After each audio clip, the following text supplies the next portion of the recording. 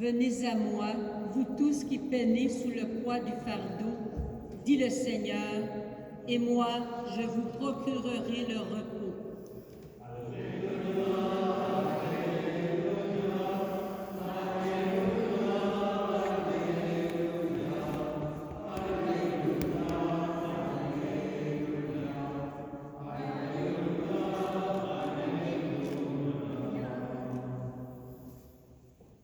Le Seigneur soit avec vous.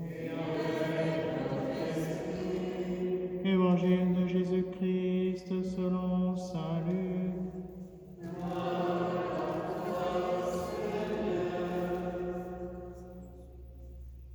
En ce temps-là, au cours du repas chez un chef des pharisiens, en entendant parler Jésus, un des convives lui dit : « Heureux celui qui participera au repas dans le royaume de Dieu. »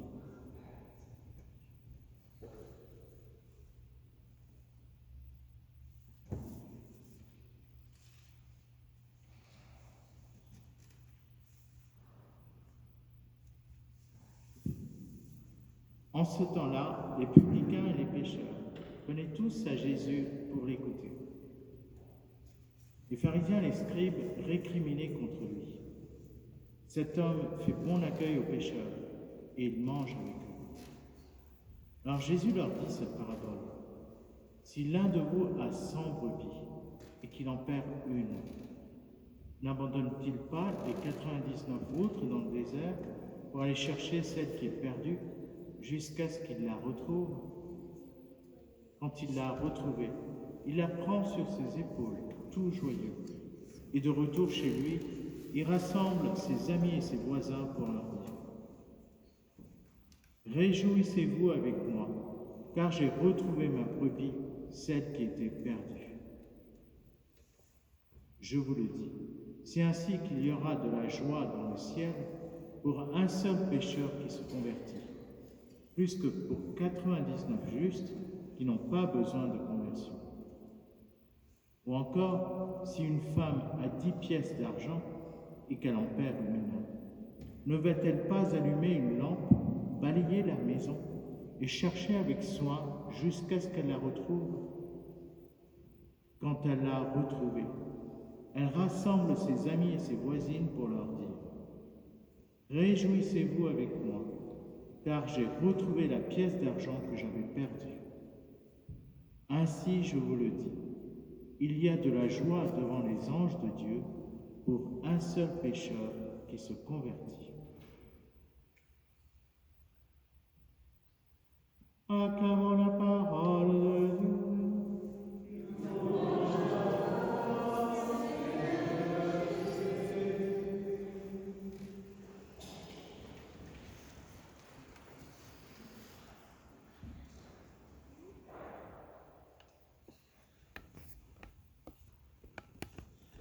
Nous sommes dans le prolongement de cette belle fête de la Toussaint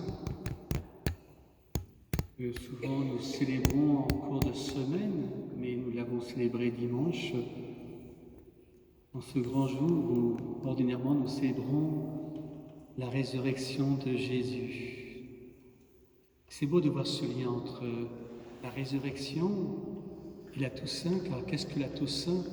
Sinon, cette mise en lumière de ce que l'Église célèbre dans sa foi, Jésus ressuscité. Jésus qui apporte à sa création, qui apporte à l'humanité, à chacun de manière particulière, cette lumière nouvelle. La mort n'a pas le dernier mot. Et au lendemain, bien, nous avons célébré les fidèles défunts et tout au long du mois de novembre, nous pouvons prier de manière spéciale, particulière, pour tous nos défunts, pour tous ceux qui se sont endormis et dont nous savons qu'ils ont besoin d'être accompagnés de notre prière, de nos sacrifices, de notre offrande, spécialement dans notre communion eucharistique, pour leur permettre d'entrer dans dans la joie du ciel. Et c'est très beau de voir que la célébration de la messe nous introduit au cœur même de la joie du ciel. Il nous met dans cet état de la plénitude du ciel. Frères et sœurs, si nous avons conscience de cette grâce qui nous est donnée, que chaque fois il y a une unité profonde entre ce que nous vivons, ce que nous recevons, et l'expérience intérieure où Jésus vient prendre possession de tout ce que nous sommes pour le transformer en lui.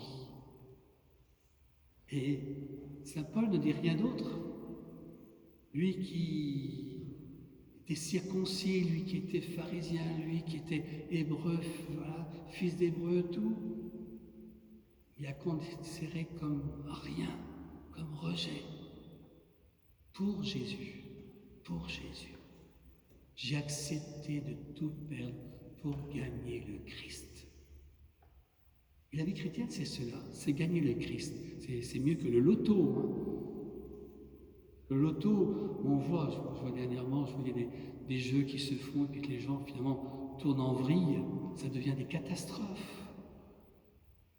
Parce qu'on ne sait pas quoi faire de notre argent. Mais le Christ se donne en don de la vie éternelle. Pour que nous puissions jouir éternellement de ce bonheur qu'il a parce qu'il est Dieu et qu'il partage sa vie avec le Père, avec l'Esprit Saint. Et nous devons accueillir cette grâce, cette vie. C'est pas seulement des sacrements et puis voilà, on se donne une bonne conscience. Non, c'est une vie. Jésus, c'est une vie. Et nous communions à la vie du Père, du Fils et de l'Esprit, chaque fois que nous nous approchons du corps du Christ qui vient transformer notre cœur, qui vient prendre toute notre misère. C'est merveilleux, car chacun d'entre nous pouvons nous retrouver dans ces paraboles que nous entendons. Et on voit bien que la clé, c'est cet appel à la conversion. Il y a plus de joie au ciel pour un pécheur qui se convertit que 99 justes qui n'ont pas besoin de conversion. Et notre conversion, comme pour Paul, c'est une belle image. Paul, saisi par la lumière du Christ qui est venu le toucher profondément dans tout son être, alors qu'il persécutait les chrétiens, se voit relevé dans une lumière qui lui donne la grâce d'une vie nouvelle, baptisé dans l'Esprit. Et c'est dans l'Esprit qu'il proclame son Sauveur, son Seigneur et son Dieu. Il y a une nouvelle expérience. Et si nous approchons de Jésus, c'est vraiment pour vivre cette nouvelle expérience que Jésus nous donne gratuitement.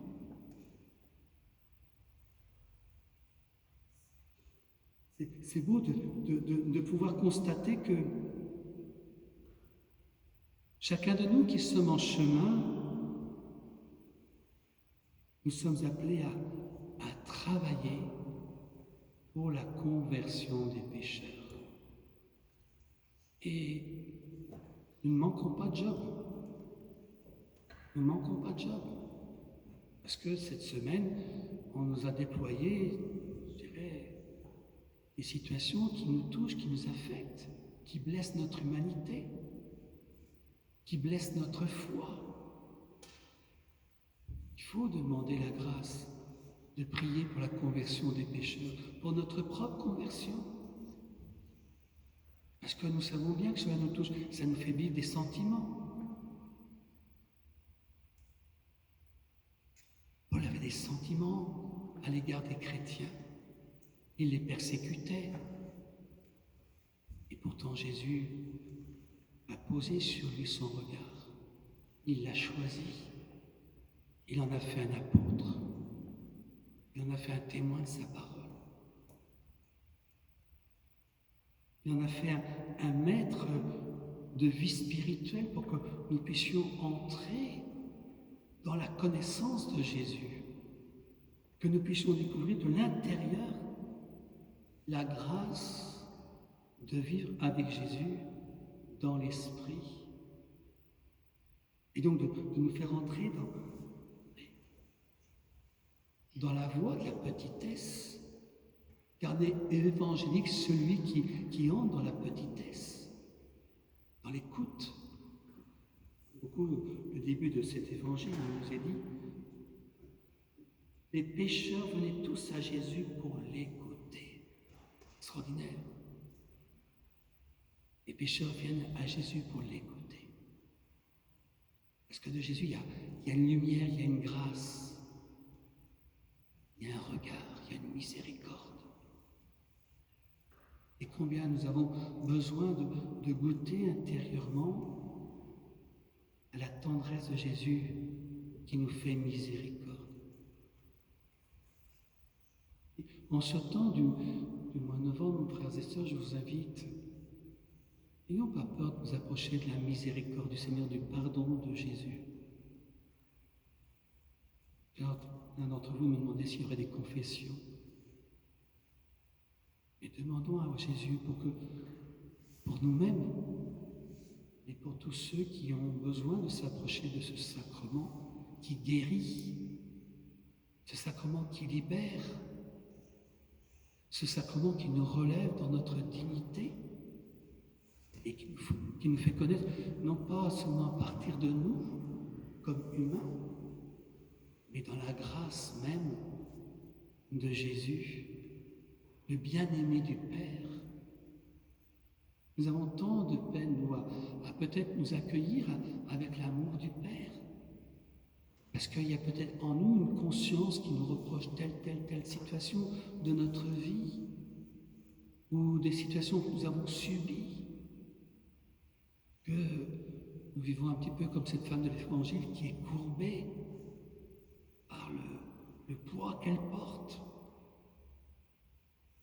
Jésus nous invite aujourd'hui à entendre cet appel, cette joie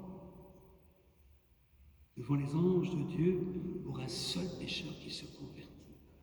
Il y a une joie au ciel pour les saints, pour un seul pécheur qui se convertit. Et c'est l'appel de Jésus sur notre cœur pour chacun d'entre nous aujourd'hui. Demandons cette grâce et demandons que nous puissions prier aussi à la Vierge Marie pour la conversion des pécheurs, pour ceux qui souffrent dans leur âme, qui souffrent dans leur cœur, qui souffrent dans leur psychisme, pour ceux qui sont en état de fermeture, pour ceux qui sont en état de haine, de rancune, de non-pardon. Nous avons à présenter au Seigneur toutes ces situations humaines où nous souffrons dans notre humanité. Alors que le Seigneur nous accompagne, que la Vierge Marie nous donne la lumière pour que, avec espérance, nous puissions nous ouvrir pleinement à la miséricorde de Jésus, comme saint Paul lui-même. J'ai accepté de